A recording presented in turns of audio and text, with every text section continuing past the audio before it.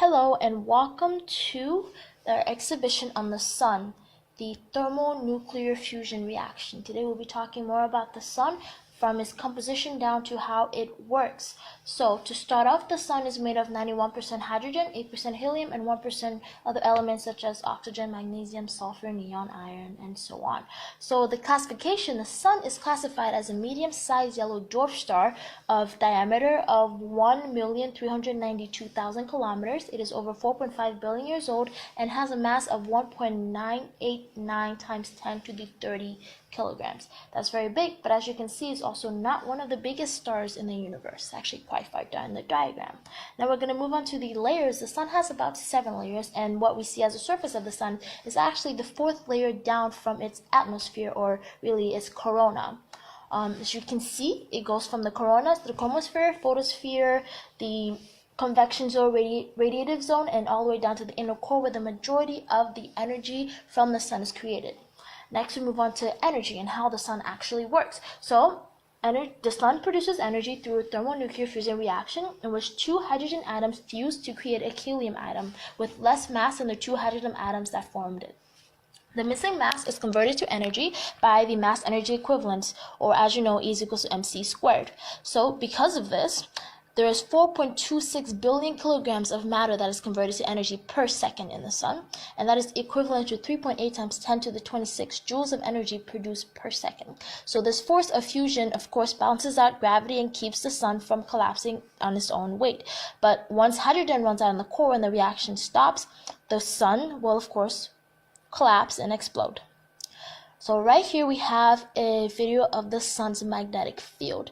As you can see, it's very hectic, very complex, and right where the lines meet, there are dark spots. Those dark spots are called sunspots. They're cold and dark, and they're caused by the magnetic field. They're slightly cooler than the rest of the surface of the sun.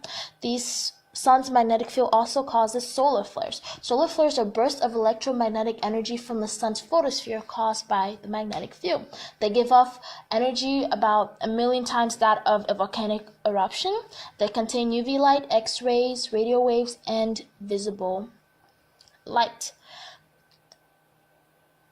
Here you can see an image of one of the more powerful solar flares given off from the sun.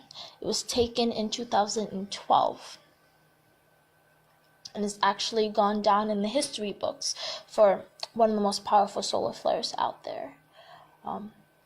Now we're going to move on to a more detailed image of how the magnetic field causes these solar flares and these sunspots. You can see in this picture, you can see the plasma forming around the magnetic field of the sun, and you can see the solar flares coming out through the plasma, and also the places where the magnetic field lines meet.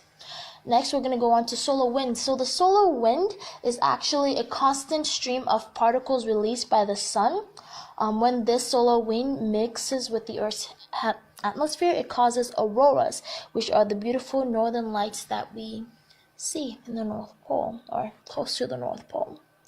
And lastly, I'm going to leave you with a very interesting fact. In 5 billion years, the sun will blow up, but that's also a lie. You won't die in 5 billion years. You'll probably die in 1 billion years. Well, not you, but all of humanity, because by then the sun would have gotten hot enough to take the Earth out of the habitable zone. All the oceans will evaporate, and Mars will now be in the habitable zone. So let's colonize Mars, everybody.